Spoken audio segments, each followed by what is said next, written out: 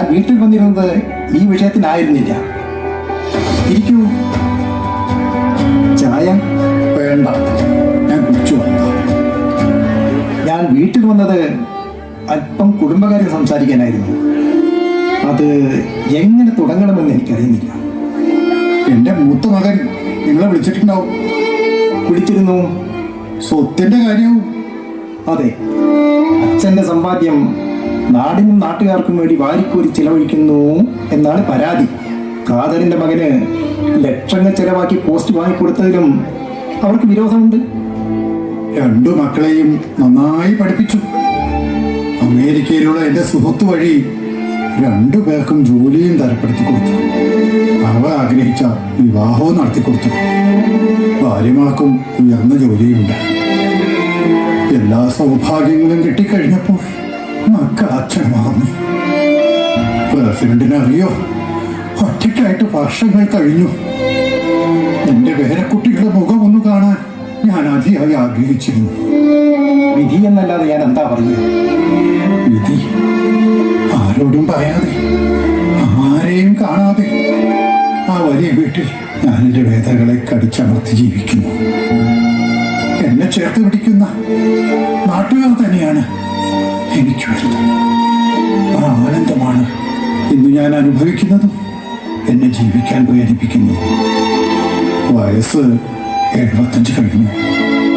സുഖാണോ അച്ഛ എന്ന് പോലും ചോദിക്കാത്ത മക്കളെ കുറിച്ച് ഇതിലും കൂടുതലൊന്നും പറയാൻ. ശേഖരൻ നായർ ഈ വഴി തുടരാൻ തന്നെയാണ് തീരുമാനം. അത് അവരോട് അങ്ങനെ തന്നെ പറഞ്ഞേക്കാം. സ്വത്തിന് വേണ്ടിയുള്ള ആർത്തിയാണ് അവർക്കുള്ളത്. ഇന്നും ഇന്നലെയും തുടങ്ങിയ ബന്ധമല്ലല്ലോ നമ്മുടേത്.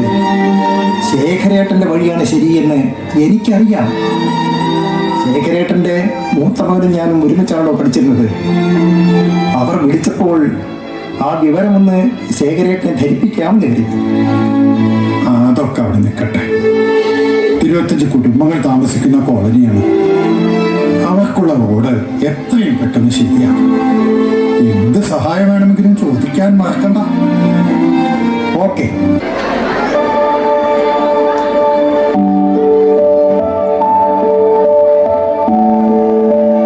ഷമീർ എന്താ ഒറ്റയ്ക്കിരിക്കണേ?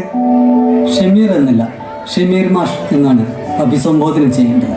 മോഹഷ ആയാലും ടീച്ചർ ആയാലും വേണ്ടില്ല, എനിക്കെന്നും എൻ്റെ പഴയ ഷമീർ തന്നെ. രണ്ടാളും കൂടി എങ്ങോട്ടാണോ ഈ വഴിക്ക്? ചായക്കട തുറക്കാൻ പോകുന്ന വഴിക്ക് ഇവന്റെ കെണിയിൽ പെട്ടു. ഈ വഴിക്ക് പോരേണ്ടി വന്നു. നേരെ വഴുകി. ഞാൻ പോവാട്ടോ. പോക്കിന് ഒരു എനർജി കിട്ടണമെങ്കിൽ ഇതൊന്ന് ഊതിയിട്ട് വെക്കും. ഒന്ന് പോടാ, നിന്റെ ഒരു ഊത്ത്. മാഷേ, ഒന്ന് ഊതിപ്പിടിപ്പിച്ചാൽ. കാത്തിരിപ്പ് അസഹനീയമാണ്, എങ്കിലും വസന്തം വഴുകിയേ വരാറുള്ളൂ. അബി, മതിയടാ, നീ ഒന്ന് പോകാൻ നോക്ക്. ഞങ്ങൾക്ക് അല്പം സംസാരിക്കാനുണ്ട്. എത്ര കണ്ടാലും മതി വരാത്ത കടലിന്റെ സൗന്ദര്യം പോലെ, എത്ര കേട്ടാലും കൊതി തീരാത്ത സംഗീതത്തിന്റെ മാധുര്യം പോലെ, പ്രകൃതി രമണീയമായ ഈ സായം സന്ധ്യ എൻ്റെ കളിക്കൂട്ടുകാരൻ ഷമീറിനും എനിക്കും വേണ്ടി ഞാൻ എൻ്റെ രംഗം ഒഴിഞ്ഞു തരുന്നു. പ്രണയ ജോഡികളെ, നിങ്ങൾക്കെൻ്റെ മംഗളാശംസകൾ. ഇയാളിപ്പോഴും ഈ പരിപാടിയൊന്നും നിർത്തിയിട്ടില്ലേ? കഷ്ടം. പഠിക്കുന്ന കാലത്ത് എന്ത് മിടുക്കനായിരുന്നു. പുസ്തകപ്പുഴു എന്നായിരുന്നു ഇരട്ടപ്പേര്. ഭയങ്കര ജീനിയസ് ആണവൻ. തുടർ പഠനത്തിനായി ബാംഗ്ലൂരിൽ പോയതോടെ ഇതായി അവന്റെ അവസ്ഥ. അവനെ നേരെയാക്കാൻ പലരും ഒരുപാട് ശ്രമിച്ചു. അവന് ലഹരിയില്ലാതെ ജീവിക്കാൻ കഴിയില്ലെന്നായി. എന്നാലും ഇത്ര ചെറുപ്പത്തിൽ ഇങ്ങനെയൊക്കെ ആയാലോ? സ്വയം നശിക്കുന്നതിനും ഒരു ലിമിറ്റൊക്കെ വേണ്ടേ? ഇത് വല്ലാത്തൊരു ജന്മം തന്നെ. ഇനി പറഞ്ഞിട്ട് കാര്യമില്ല. നീ വാ, എവിടെ ഇരിക്കും? സർക്കാർ ജോലി കിട്ടിയപ്പോ നിനക്ക് ഗമ കൂടിയോ എന്നൊരു സംശയം. എന്താ അങ്ങനെ തോന്നാൻ കാരണം? ഒന്നുമില്ല, എന്തോ ഒരു ഫീല്. വെറുതെ ദേഷ്യം പിടിപ്പിക്കുന്നേ. എടാ, ഞാൻ ചുമ്മാ പറഞ്ഞതാ. ജോയിൻ ചെയ്യാൻ പോകുമ്പോഴും ജോലിക്ക് കയറിയപ്പോഴും ഞാൻ നിന്നെയല്ലേ ആദ്യം വിളിച്ചത്? എന്റെ സന്തോഷം എത്രയാണെന്ന് നിനക്കറിയോ? നിനക്കൊരു സ്ഥിരമായ ജോലി ഇല്ലാത്തതായിരുന്നു എന്റെ വീട്ടുകാരുടെ ആകെയുള്ളൊരു പ്രശ്നം. ഇപ്പൊ എന്നെക്കാളും കൂടുതൽ സന്തോഷം എനിക്കല്ലേ അറിയൂ. എനിക്കറിഞ്ഞൂടെ ഈ മനസ്സ് മുഴുവൻ ഞാനാണെന്ന്? പിന്നെ മഹർ വാങ്ങിച്ചോ? ആ, വാങ്ങണം. കണ്ണടച്ച് തുറന്ന നിക്കാഹായി, എന്നിട്ട് ഇതുവരെ വാങ്ങിച്ചില്ലേ? ഞാൻ ഇങ്ങോട്ട് വരാൻ പറഞ്ഞത് എന്തിനാണെന്നറിയോ? എന്നെ കാണാൻ. നിന്നെ കാണാനില്ല. പോ അവിടുന്ന്.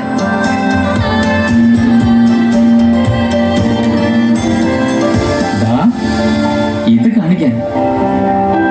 ഹായ്, നല്ല ഭംഗിയുണ്ടല്ലോ. എന്നാ ഇപ്പൊ തന്നെ കേട്ടിക്കോ.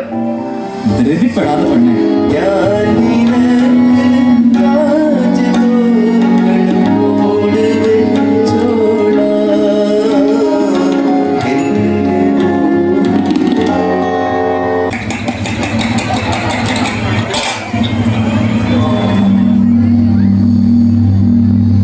ഇന്നിപ്പോ ഇത് എത്രാമതാ ചങ്ങായി?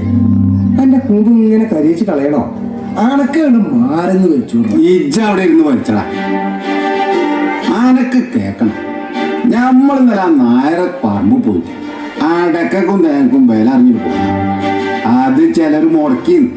ആരാണാവോ വാപ്പട്ടിക്കാന്റെ തേങ്ങാവെള്ളത്തിൽ പാറ്റയെ കൊന്നിട്ടത്? മാഷിന്റെ പണി ചെക്കന് കിട്ടിയപ്പോ കലക്ടറെന്ന് കരുതി നടക്കണേ ഏതോ ഒരു ഏമാൻ. മാർക്കറ്റിലെ വിലക്കനുസരിച്ച് മുതലിന് വില കണ്ടില്ലെങ്കിൽ വില കണ്ടവർക്ക് കൊടുക്കും. പിന്നെ അവനാന്റെ കുട്ടികളെ 4 അക്ഷരം പഠിപ്പിച്ചാല് അതിന്റെ കൊണക്ക് വാപ്പാർക്ക് കിട്ടും. അതിന് കണ്ണടേറ്റിട്ട് കാര്യമില്ല. ആർക്കാണ് കണ്ണടി വലിയ വാർത്താനെന്ന് പറയണ്ടത്. ആ കഥയില്ലാത്ത നായരെ പിന്നാലെ നടന്ന് മണിയടിച്ചിട്ട് മാഷാക്കേന്റെ ഗുഡൻസ് ഒന്നും നമ്മളോട് വളമ്പണ്ടത്. ജിന്ന എന്ത് വാങ്ങിച്ചാലും പറഞ്ഞോ, ആ നല്ല മനുഷ്യനെ പറ്റിന്റെ ഒരു അക്ഷരം വേണ്ടേ കാതറിന്റെ സ്വഭാവമാണ്. ഇതെന്താ നിന്നെ പേടിപ്പിക്കാ? ഇതെന്താണ് എന്നെ മൂക്കിലെടുക്കാം? ഇതൊന്നും ഉണ്ടായിരിക്കടാ. അത്ര വമ്പുള്ളവരാണെങ്കിൽ നമ്മളത് കാട്ടോ. എന്താടോ, എന്തിനാടോ ഇതൊക്കെ? ഒന്നുമില്ലെങ്കിലും പ്രായം കുറയായി. തീപ്പൊരി പാറി തീപ്പന്തമാവും മുമ്പേ മിലിറ്ററി എബ്രാൻ സാറിന്റെ വരവില്ലായിരുന്നെങ്കിൽ ഇവരിവിടെ ചോരപ്പുഴ ഒഴുക്കുമായിരുന്നു. നന്നാവണമെന്ന് ശബ്ദം ചെയ്താൽ പിന്നെ എന്താ ചെയ്യാം? എന്താ കാതറെ, എന്താ ബാബുട്ടിയുടെ കാര്യം നിസ്സാരം, പ്രശ്നം ഗുരുതരം. ഏതായാലും ചായക്കടയിലെ യുദ്ധം അവസാനിപ്പിച്ചത് നന്ദിയുണ്ട് സാർ, നന്ദിയുണ്ട്. ഈ നാട്ടിലുള്ളവരെ കുറ്റം പറഞ്ഞ് കുത്തിത്തീർപ്പുണ്ടാക്കി നടക്കല ഓന്റെ പണി. പറഞ്ഞു ഓൻ നായരെ പറ്റി പറയാൻ തുടങ്ങി. അത് എനിക്ക് ഒരു പുണ്യാളൻ നാര പാട്ടിലാക്കി വീടെത്തി, മോളിയും കെട്ടിച്ചു. ഇപ്പതാ ചെക്കന് ജോലിയാക്കി. നായര കാര്യസ് എന്ന് പറഞ്ഞിട്ട് കാലങ്ങളായല്ലോ ഈ ചെക്കൻ്റെ അച്ഛനവിടുത്തെ കാര്യങ്ങളൊക്കെ നോക്കാൻ തുടങ്ങിയിട്ട്. ഇത്തിരി പോലെ ഈ ചായക്കടയിൽ നിന്ന് എന്ത് പുണ്ണാക്കാൻ കിട്ടുക? ഇതുവരെ ഈ ചെക്കന് വല്ലവും കൊടുക്കുന്നു. ഒന്നുമില്ലെങ്കിലും ഇവനൊരു ഒറ്റക്കാരനല്ല.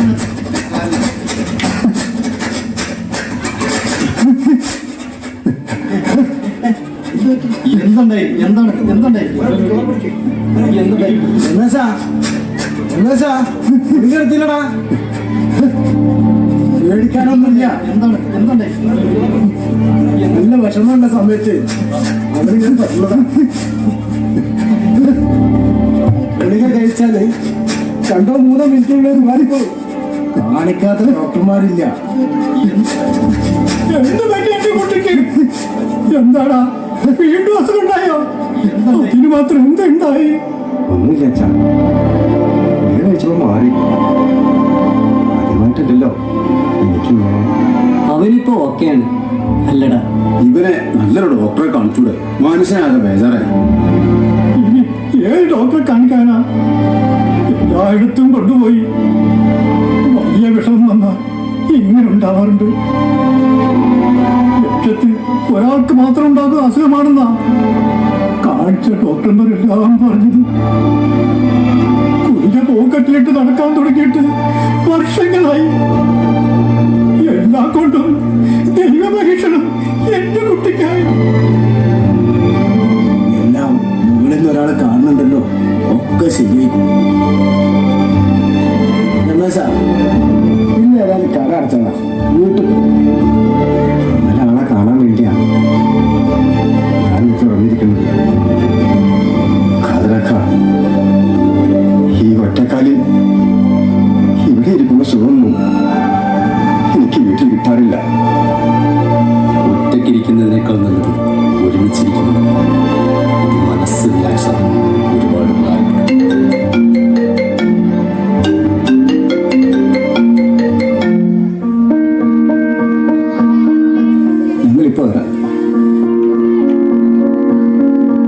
എന്നാൽ നായർ വീട്ടിൽ പോയിട്ട് വരാം. വീട്ടിലേക്ക് നമുക്ക് ഒരുമിച്ച് പോകാം. ഞാൻ കുറച്ച് വൈകിട്ടേ വരൂ. ഷമീറിന്റെ കൂടെ പുറത്തൊന്ന് പോകാനുണ്ട്. രമേശ, ഒരുപാട് വൈകണ്ടോ? വാസുവാണ് വിളിച്ചത്. നായയുടെ മക്കൾ വന്നിട്ടുണ്ടത്. പ്രശ്നമൊന്നും ഉണ്ടാകാതിരുന്നാൽ മതിയായിരുന്നു. വാ പോവാം.